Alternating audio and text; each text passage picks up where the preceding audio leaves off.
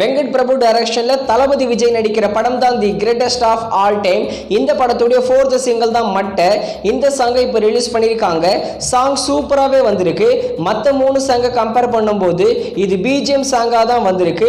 இதில் தளபதியோட படங்களில் வர ரெஃபரன்ஸை வச்சு இந்த சாங்கை எடுத்திருக்காங்க. அது எல்லாமே சூப்பராக இருந்தது.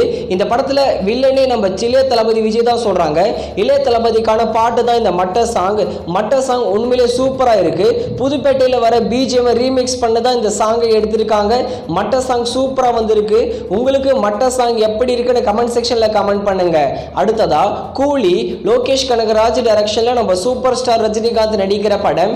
இந்த கூலி படத்துல ஸ்ருதி ஹாசனும் சத்யராஜ் ஆன் போர்டுன்னு அபிஷியலாவே சொல்லியிருக்காங்க. ஒரு மிகப்பெரிய ஸ்டார் கேஸ்ட் இந்த கூலி படத்துல நடிச்சுட்டே வராங்க போல. அடுத்ததா நிலவுக்கு என்மேல் என்னடி கோபம், நம்ம தனுஷ் இந்த படத்தை டைரக்ஷன் பண்றாரு. இந்த படத்துடைய ஃபர்ஸ்ட் சிங்கிள் தான் கோல்டன் ஸ்பேரோ. இந்த சாங்கை ஃபர்ஸ்ட் வாட்டி கேட்கும் போதே எனக்கு ரொம்பவே பிடிச்சிருக்கு.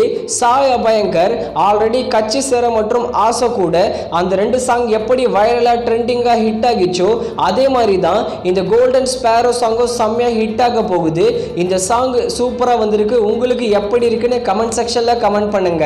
மாரி செல்வராஜுடைய மூவி தான் வாழை. இந்த படம் ரிலீஸ் ஆன 8 டேஸ்ல வேர்ல்டு வைடாவே 20 crore கிராஸ் பண்ணிருக்கு. ஒரு low budget movie 20 crore cross பண்றது பெரிய விஷயம் தான்.